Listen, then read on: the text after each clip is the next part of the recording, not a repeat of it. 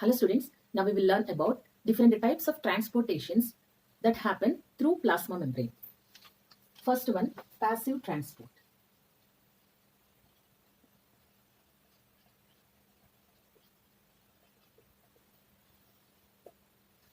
In case of plants or animals, when some types of molecules, when they are higher concentration on one side and they have to pass to other side, then these highly concentrated solute particles, they slowly diffuse to the area where there is lower concentration gradient of that particular solutes. Such type of transportation is called as diffusion. Now here it doesn't need any energy, so we are giving a term like passive transport. So this type of transport can be diffusion.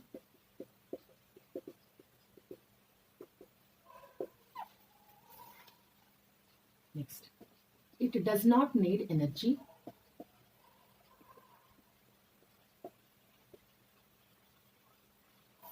and considered as slow process.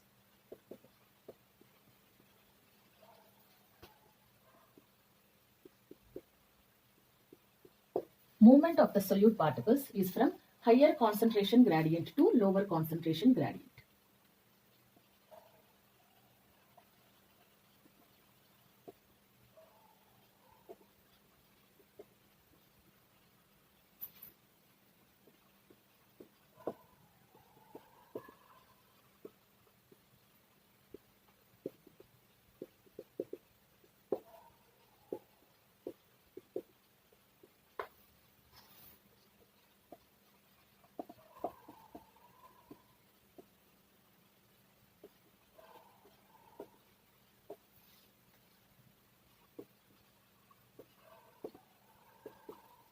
For suppose, in some beaker or some substance, when they are moving from higher concentration, for suppose on one side, on chamber A side, there are 100 particles. They are passing through some membrane to other side, to the B chamber.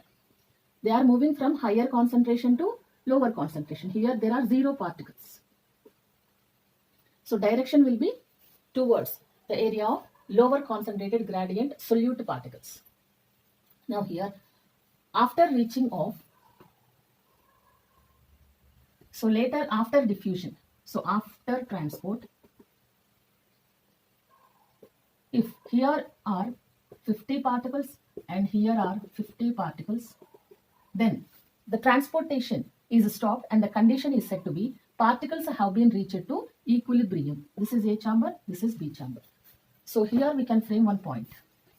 After reaching equilibrium, there is no transportation between the chambers.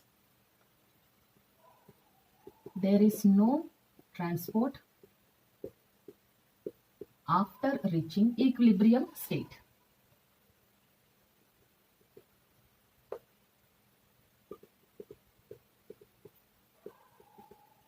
So, if in any two chambers, if the particles are equal in number, that condition is said as equilibrium state. Then the transport gets stopped.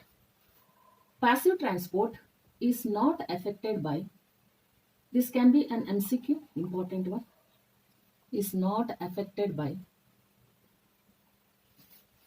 temperature,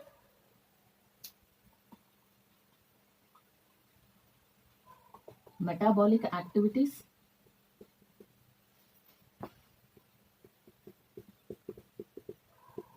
and cyanide type of chemical substances. Cyanides. So examples of passive transport can be diffusion. We also can take facilitated diffusion.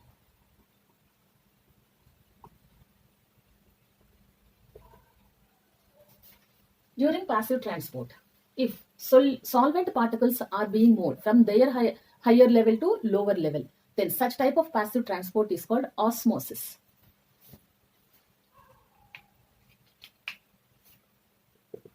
Under examples, if water molecules move from their higher level to their lower level, then called as osmosis.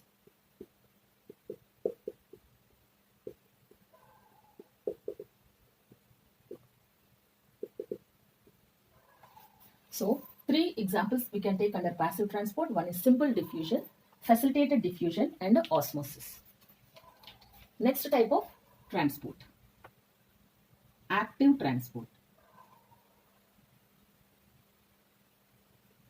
We have written here, this type of transport can be diffusion.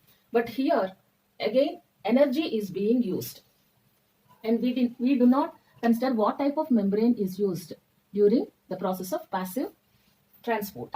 But in case of active transport, semi-permeable membrane, a type of special membrane, is a must here. So, here, ATP. Here we have used a term like energy. Energy can be ATP form. ATP is a must. If ATP is used during the transportation, such type of transport is called active type of transportation. Movement of particles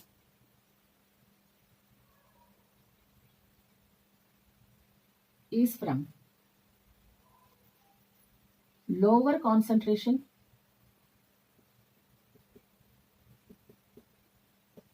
to their higher concentration levels.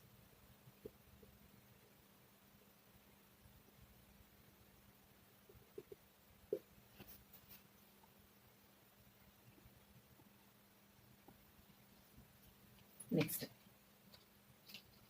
active transport is a fast process. Here we have written it is a slow process.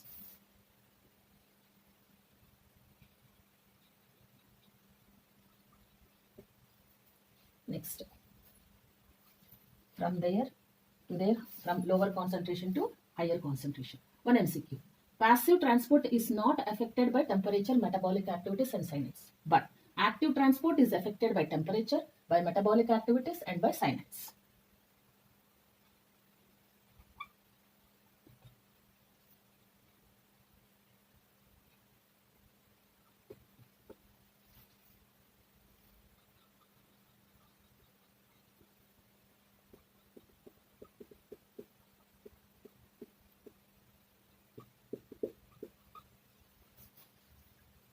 Examples under active transport, we can take endosmosis or endocytosis,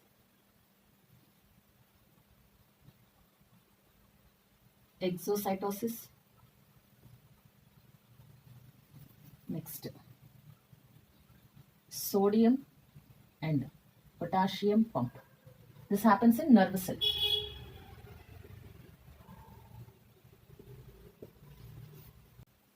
We also can include one more point here. Here we said that there is no necessary of only special membranes like semi-permeable membrane, but in case of active transport, semi-permeable membrane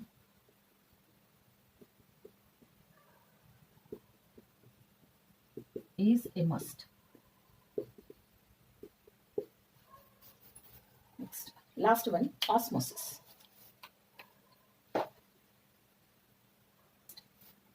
Third one, osmosis.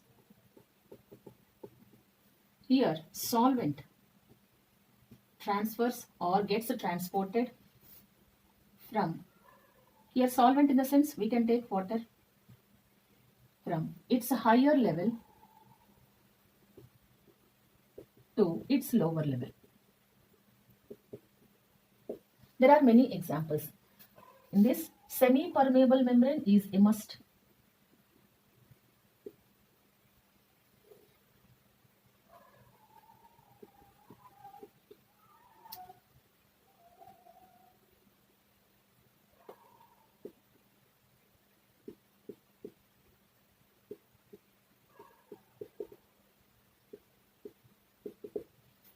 There are many examples to explain this osmosis during transpiration that happens in the stomata.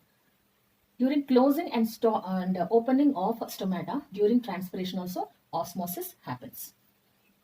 So, examples can be opening and closing of stomata. One example. Another important example in human body, how this osmosis is useful.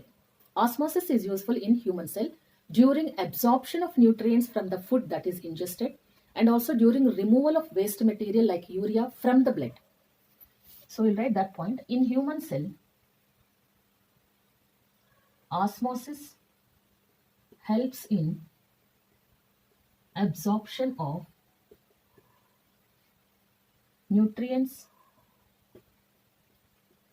from food and removal of waste from blood.